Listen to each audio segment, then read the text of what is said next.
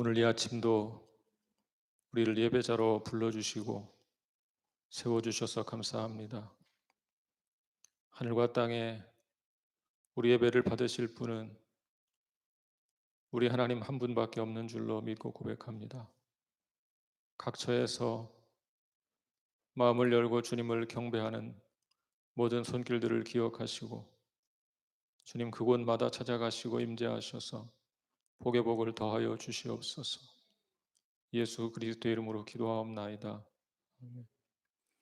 예, 우리 말씀 봉독할까요? 야고보서 4장 1절부터 6절까지입니다.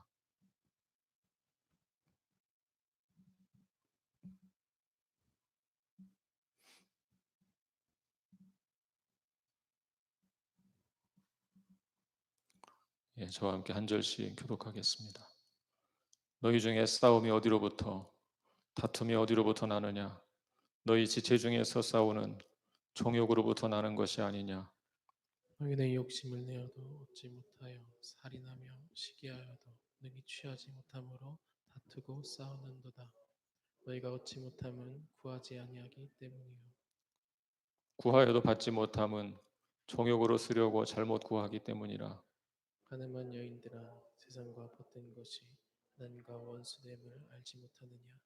그런즉 누구든지 세상과 벗이 되고자 하는 자는 스스로 하나님과 원수가 된 것이라.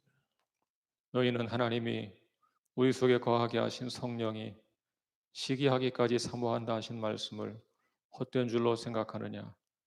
그러나 더욱 큰 은혜를 주시나니 그러므로 일러스되 하나님이 교만한 자를 물리치시고 겸손한 자에게 은혜를 주신다 하였느니라. 아멘. 예, 앉으시겠습니다.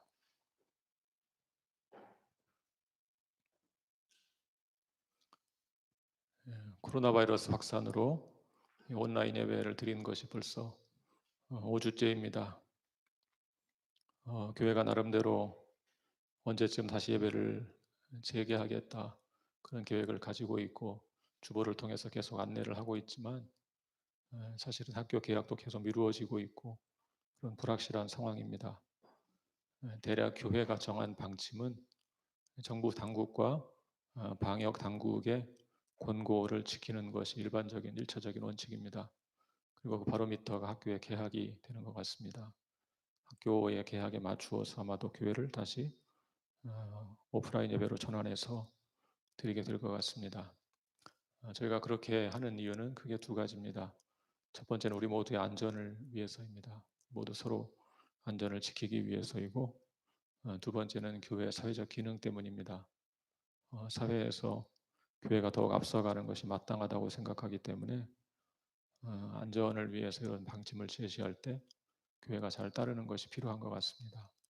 아무쪼록 빠른 시일 내에 안정이 되고 다시 모여서 예배할 수 있도록 여러분 모두 기도해 주시기를 부탁을 드립니다. 그동안 우리 교회는 여러 다양한 방식으로 어려움 당한 이웃들에게 사랑의 마음을 전했습니다. 엊그제 금요일엔 여선교회에서 1000마스크를 만들어서 미등록 외국인들에게 보냈습니다. 포장지 겉면에 성경 구절을 써넣으면 좋겠다 말씀하셔서 지난주 설교의 결론 말씀을 써서 보냈습니다. 화평하게 하는 자들은 화평으로 심어 의의 열매를 거두느니라. 어려운 때 화평을 심는 작은 노력이 아름다운 결실을 거둘 수 있기를 바랍니다. 또한 여러분 모두 이 기간 동안 영육간에 강건하게 지내시다가 주 안에서 기쁘게 다시 만날 수 있기를 기원합니다. 계속 반복돼서 말씀드리는 건데요. 야고보서 바르게 이해하려면 세 가지 주제를 알아야 한다 말씀을 드렸죠. 세 가지 주제가 뭡니까? 시험, 지혜, 그리고 부와 가난입니다. 야고보서는 이 세 가지 주제를 기반으로 여러 상황에 적용해서 조금씩 범위를 확장하면서 내용을 전개시켜 나갑니다. 오늘 본문은 지난 2주간 다루었던 이 지혜라는 주제를 계속 풀어나가고 있습니다. 먼저 지혜롭지 못한 삶의 태도를 지적하고 지혜로운 삶을 살려면 겸손해야 한다. 그렇게 마무리하고 있습니다. 지난주 위로부터 난 지혜 말씀을 드렸습니다. 위로부터 난 지혜는 성결하다 그렇게 말씀을 드렸죠. 또한 성결한 자가 어떤 자냐? 화평하고 관용하고 양순하며 긍휼과 선한 열매가 가득하고 편견과 거짓이 없다고 했습니다. 그런 자들은 화평을 심어 정의 열매를 거둔다고 했습니다. 여러분, 그런데 현실은 어떻습니까? 우리 현실을 보기 전에 기록 당시 현실을 한번 살펴보겠습니다. 야고보서의 수신자들은 여전히 싸우고 여전히 다투고 있습니다. 1절을 한번 같이 볼까요? 1절 말씀 같이 읽을까요? 시작.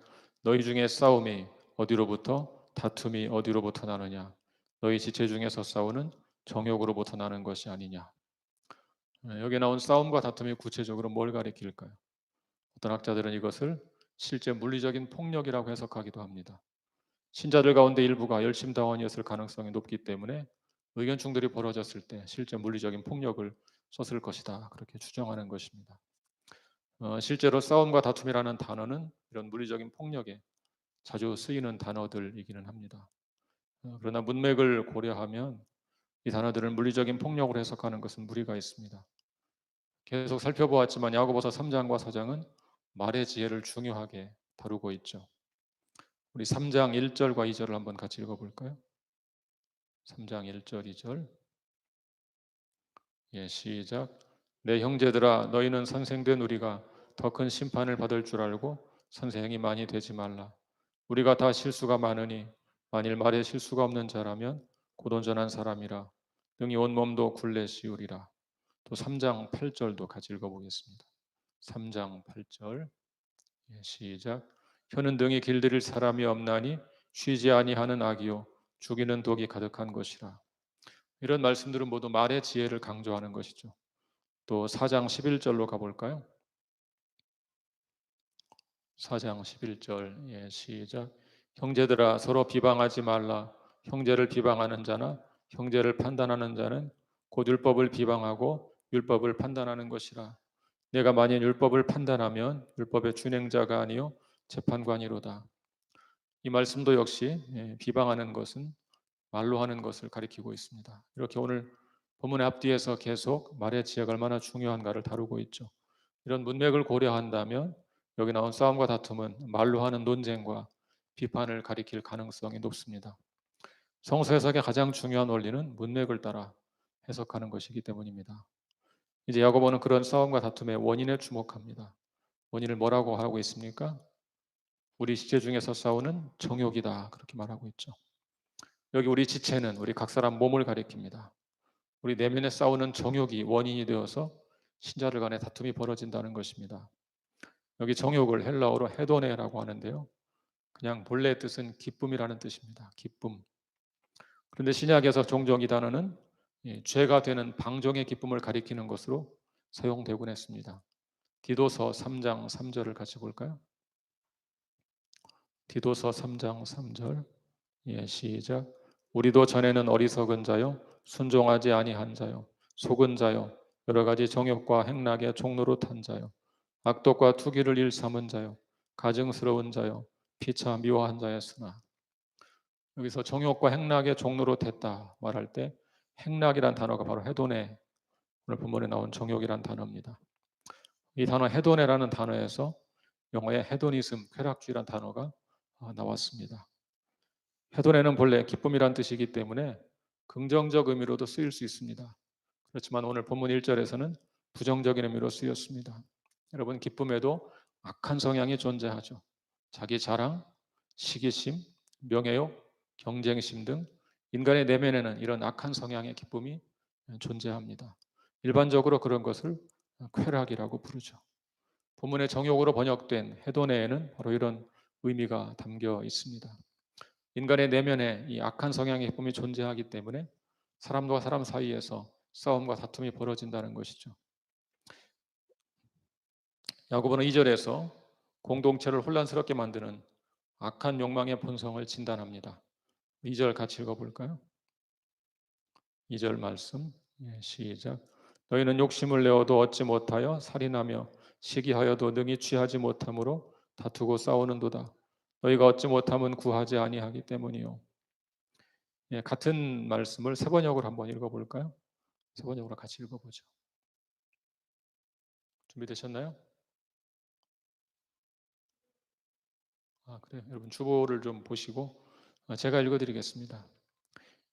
이렇게 되어 있습니다. 여러분은 욕심을 부려도 얻지 못하며 살인을 하고 탐내어도 가지지 못하면 다투고 싸웁니다. 여러분이 얻지 못하는 것은 구하지 않기 때문이요. 자, 이렇게 보면 세번역과 개역이 다른 점이 무엇입니까? 세번역은 살인하고 다음에 쉼표를 찍었습니다. 그래서 그 다음에 나오는 시기하여도와 구분한 것입니다. 저는 세번역이 더 잘 번역한 것이라고 보고 있습니다. 욕심을 부려도 얻지 못하면 살인을 저지릅니다. 물론 지금 야고보가 말하는 것은 실제 살인을 가리키는 것은 아닙니다. 문맥을 고려한다면 이것은 아마도 미워한다 그런 의미의 비유적인 표현일 것입니다.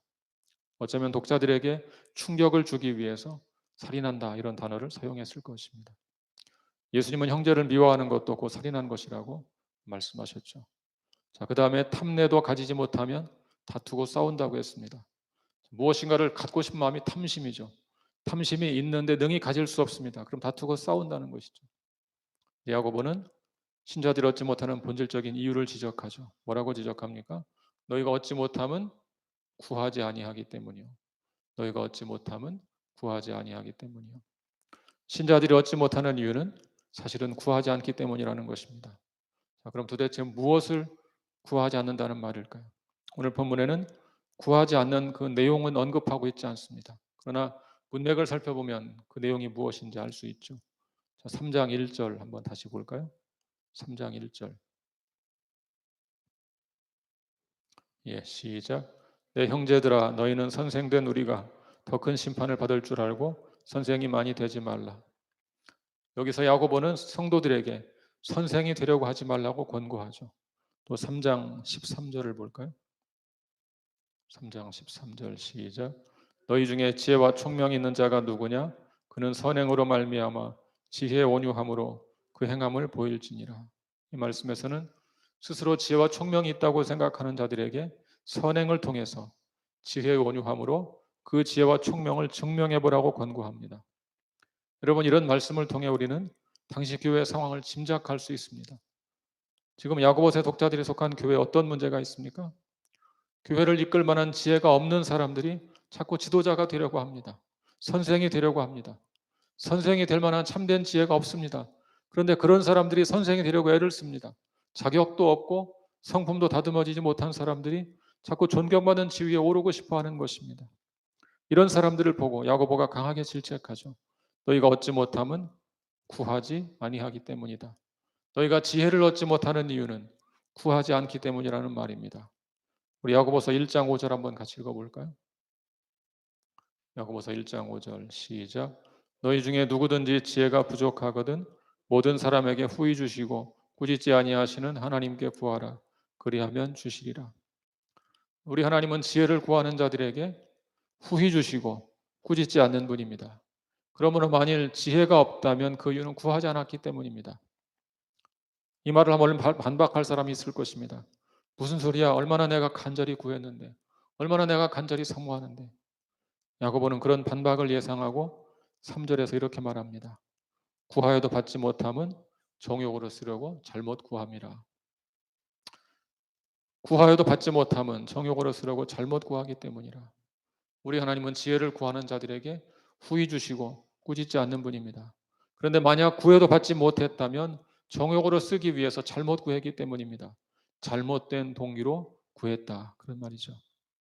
기도응답에 관한 유명한 말씀이 있죠. 마태복음 7장 7절 8절 한번 같이 읽어보죠. 시작. 구하라 그리하면 너희에게 주실 것이요 찾으라 그리하면 찾아낼 것이요 문을 두드리라 그리하면 너희에게 열릴 것이니 구하는 이마다 받을 것이요 찾는 이는 찾아낼 것이요 두드리는 이에게는 열릴 것이니라. 이 말씀을 알라딘의 요술램프에 비는 주문처럼 생각하는 분들이 있습니다. 여러분, 말씀은 언제나 문맥을 따라 해석해야 한다고 말씀드렸죠. 산상수훈에 있는 말씀이죠. 산상수훈은 하나님 나라의 삶의 원리를 가르치는 그런 내용으로 구성되어 있습니다. 이 구하라는 말씀 바로 다음에 좁은 문으로 들어가라 그 말씀이 있습니다. 그 다음에는 열매로 그들을 알 것이다 그런 말씀이 이어지고요. 그 다음에는 아버지의 뜻대로 행하는 자라 천국에 들어간다 그런 말씀이 이어집니다. 자, 이런 문맥을 볼 때 구하면 주신다는 말씀은 기본적으로 하나님 뜻에 합한 것을 구하는 것을 전제하고 있는 것입니다. 오늘날 교회 안에서 다툼이 많이 벌어지죠. 이유가 무엇이라고 생각하십니까? 지도자가 될 만한 자질이나 인격이 없는 사람이 지도자가 되려고 하기 때문입니다. 성도들을 위해 봉사하겠다는 선한 동기가 아니라 자신의 이름을 높이고자 하는 이기적인 욕망으로 지도자가 되려고 하기 때문입니다. 예, 오래전 일인데요. 전도사 시절에 제가 섬기던 교회에서 안수집사 선출을 위한 선거가 있었습니다. 그 당시는 침례교회 장로가 없을 때이기 때문에 안수집사가 장로교회 장로와 같은 역할이었습니다. 운영위원회에서 10여 명의 서리 집사를 후보로 내세웠습니다. 당시 규약에 따르면 성도총회 참석자의 3분의 2의 지지를 얻어야만 당선됩니다. 쉬운 일이 아니죠. 전 성도가 투표를 내서 3분의 2가 지지를 해야 되니까. 그때 그 많은 후보 중에 한 명만 압도적인 지지로 선출이 되었습니다. 당시 그분은 늘 교회를 위해서 말없이 기도하고 충성스럽게 자기를 드러내지 않고 봉사하는 분이었습니다. 말하지 않아도 교인들이 다 알고 있었던 것이죠. 그런데 문제는 다른 곳에서 발생했는데 떨어진 분들이 화를 내기 시작했습니다. 교인들이 직분자를 세우는 일에 인색하다는 것입니다. 저는 자기가 떨어졌다고 분노하는 것을 보면서 그분들의 속마음에 잘못된 동기가 숨어 있다는 것을 알 수 있었습니다. 어떤 동기가 있는 것입니까? 직분을 봉사직으로 여기지 않고 명예직으로 여겼던 것이죠. 이제 야고보는 잘못된 동기로 지도자가 되려는 사람들을 좀 더 강하게 책망합니다. 우리 4절을 볼까요? 4절 말씀 시작. 가늠한 여인들아 세상과 벗된 것이 하나님과 원수됨을 알지 못하느냐. 그런즉 누구든지 세상과 벗이 되고자 하는 자는 스스로 하나님과 원수되는 것이니라. 야고보는 그동안 성도들을 이렇게 불렀습니다. 나의 사랑하는 형제들아. 사랑하는 형제들아 이렇게 불렀습니다. 지금 갑자기 뭐라고 부릅니까? 가늠한 여인들아. 대단히 충격적인 표현이 아닐 수 없죠. 제가 여러분을 그렇게 부른다고 생각해 보세요. 가늠한 여인들아 그런다고 생각해 보세요. 목사님 잘못 드셨나? 뭐 이상하게 생각하겠죠. 물론 여기서 말하는 간음은 영적인 간음을 가리킵니다. 또 비록 여인들이라고 지칭하고 있지만 남녀 모두를 가리키는 것입니다. 굳이 성도들을 여성으로 지칭하는 이유는 구약에서 하나님과 이스라엘 백성을 결혼 관계로 비유하기 때문이죠. 이사야 54장 5절 6절 한번 같이 읽어볼까요? 이사야 54장 5절 6절. 예, 시작. 이는 너를 지으신 이가 내 남편이시라. 그의 이름은 만군의 여호와이시며 내 구속자는 이스라엘의 거룩한 이시라. 그는 온 땅의 하나님이라 일컬음을 받으실 것이라. 여호와께서 너를 부르시되 마치 버림을 받아 마음에 근심하는 아내 곧 어릴 때 아내가 되었다가 버림을 받은 자에게 함과 같이 하실 것임이라. 내 하나님께서 말씀하셨느니라. 예, 구약은 이런 식으로 자주 하나님을 남편으로 이스라엘을 아내로 비유합니다. 그런데 이스라엘이 우상 숭배에 빠지면 가늠한 여인으로 고발을 당하곤 했습니다. 이스라엘의 우상 숭배를 음란한 아내의 간음으로 비유한 책이 구약 성경 호세아죠. 하나님은 호세아에게 선지자 호세아에게 음란한 여인 고멜과 결혼하라 명령하셨죠. 호세아서에서 그의 아내 고멜은 바알에 빠져 하나님을 버리고 배교한 이스라엘을 상징하는 것입니다. 야고보는 이런 구약의 전통을 따라 지금 독자들을 간음한 여인들이라고 부르고 있는 것이죠. 성도들이 어떻게 간음했습니까? 그들은 세상을 벗으로 삼았습니다. 당시 사람들은요, 누군가와 벗이 된다는 것의 의미를 현대보다 더 진지하게 생각했습니다. 어떤 공통의 가치관을 가지고 동일한 대상에게 충성하는 사람, 그런 사람을 벗이라고 생각했습니다. 공통의 가치관을 가지고 동일한 대상에게 충성하는 사람. 자, 그렇다면 지금 야고보서 독자들은 어떤 면에서 세상의 가치관을 가지고 있다고 할 수 있을까요? 그동안 계속 말씀했죠. 그들은 사람을 차별합니다. 다른 사람들을 증오합니다. 이기적인 야망을 품었습니다. 세속적인 쾌락을 추구했습니다. 그것이 바로 세상을 벗으로 삼은 것이죠. 자, 우리 요한일서 2장 15절 볼까요? 요한일서 2장 15절. 예, 시작. 이 세상이나 세상에 있는 것들을 사랑하지 말라. 누구든지 세상을 사랑하면 아버지의 사랑이 그 안에 있지 아니하니. 세상을 사랑하는 자에게는 하나님의 사랑이 거하지 않습니다. 오늘 본문의 말씀은 요한일서보다 더 강하게 말하죠. 세상과 벗이 되고자 하는 자는 하나님과 원수가 되는 것이라고 했습니다. 그러므로 그리스도인은 세상을 사랑하지 말아야 합니다.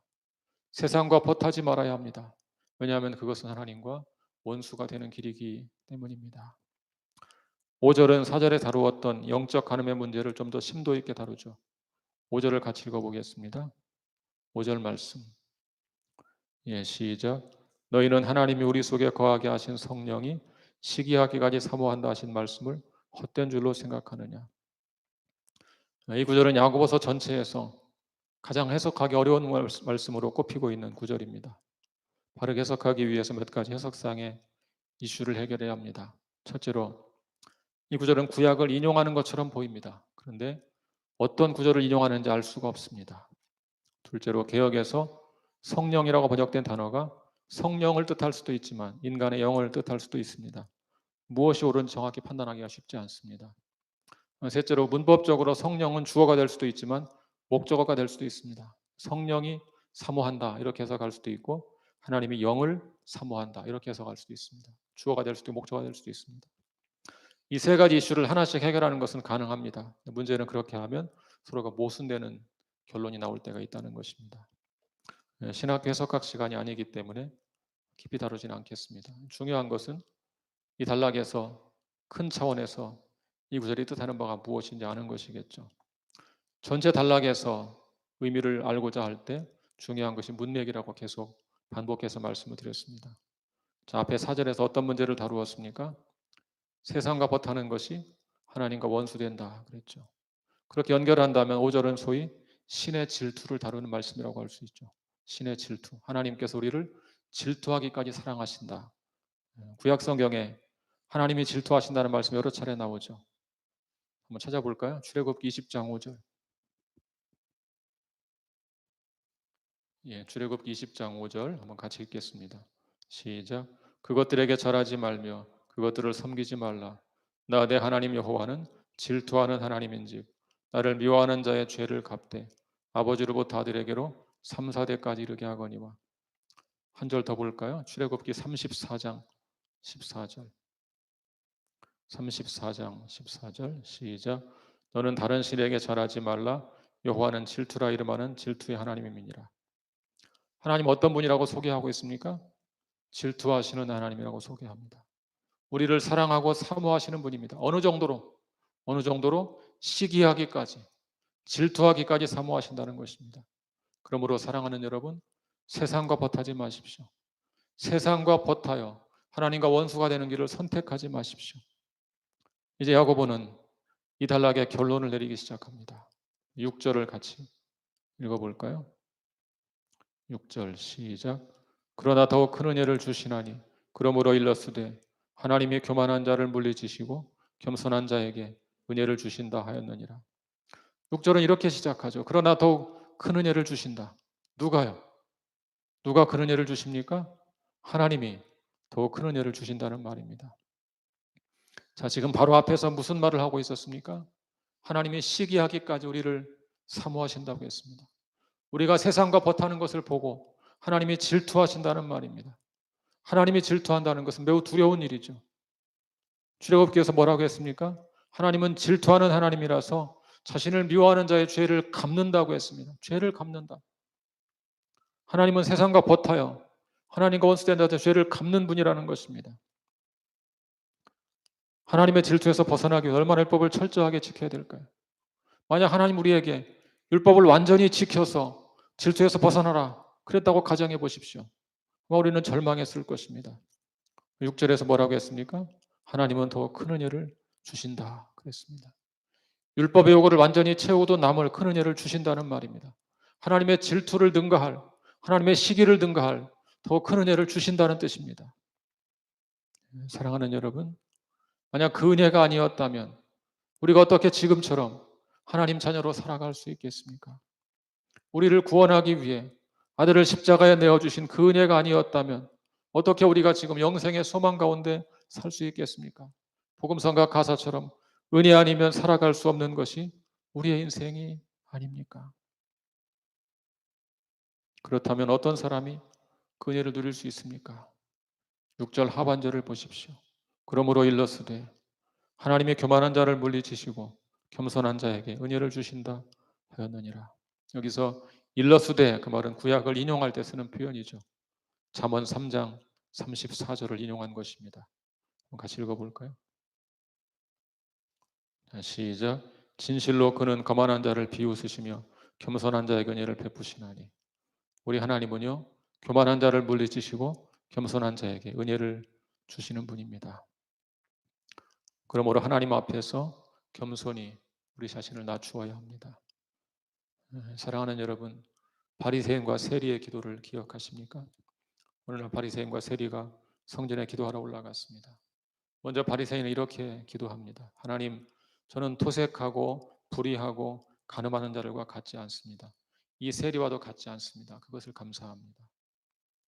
그러면서 자기의 종교적인 열심을 자랑합니다. 저는 일주일에 2번씩 금식하고요. 소득의 11조를 꼭 드립니다. 세리는 바리새인과 대조적이죠. 그는 감히 눈을 들어 하늘을 우러러 보지도 못합니다. 그리고 다만 가슴을 치며 이렇게 고백합니다. 하나님이여 불쌍히 여기소서. 나는 죄인이로소이다. 이 비유를 드신 후에 예수께서 이렇게 말씀하셨죠. 저 바리새인이 아니고 이 사람이 의롭다 하심을 받고 그의 집에 내려갔느니라. 사랑하는 여러분, 우리 하나님은 교만한 자를 물리치시고 겸손한 자에게 은혜를 주시는 분입니다. 그러므로 자기를 낮추십시오.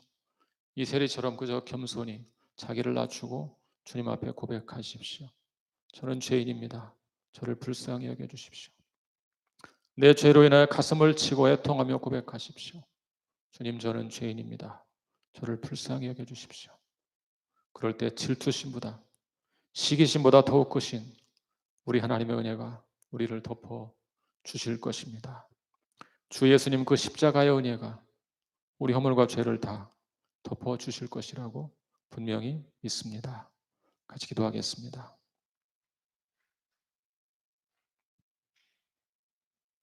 우리 오늘 주신 말씀을 붙잡고 합심해서 기도하기를 원합니다. 질투심보다 시기심보다 더욱 크신 우리 하나님의 은혜를 사모하며 주님, 저희가 다만 주님의 은혜를 힘입기를 원합니다. 그렇게 겸손히 주님 앞에서 자신을 낮추며 기도하는 시간 갖겠습니다. 같이 기도하겠습니다. 하나님 아버지, 오늘도 말씀으로 우리를 일깨워 주셔서 감사합니다. 하나님의 진리의 말씀, 생명의 말씀으로 일깨워 주셔서 감사합니다. 주님, 하나님의 시기심보다 하나님의 질투심보다 더 크신 하나님의 은혜로 우리를 덮어주셔서 감사합니다. 교만한 자를 물리치시고 겸손한 자의 은혜를 주시는 주, 우리 자신을 겸손히 낮춥니다. 은혜 아니면 살아갈 수 없는 인생이옵소서. 주님 앞에 고백합니다. 겸손히 자기를 낮추는 종들에게 크신 은혜를 부어 주시옵소서. 십자가에서 죽으신 그리스도의 그 풍성하신 은혜 부어 주시옵소서. 그 은혜로 말미암아 새 힘을 얻고 일어설 수 있도록 도와주시옵소서.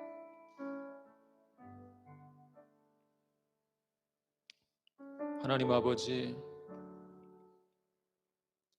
하나님의 질투심보다 시기심보다 더욱 크신 하나님의 그 은혜를 간절히 사모합니다. 오늘도 하나님의 은혜가 아니면 살아갈 수가 없는 인생임을 고백합니다. 겸손히 자신을 낮추고 주 앞에 나아가는 당신의 백성들에게 크신 은혜를 부어주시어서 그 은혜로 말미암아 새 힘을 얻고 일어설 수 있도록 주님 역사하여 주시옵소서. 예수 그리스도의 이름으로 기도하옵나이다.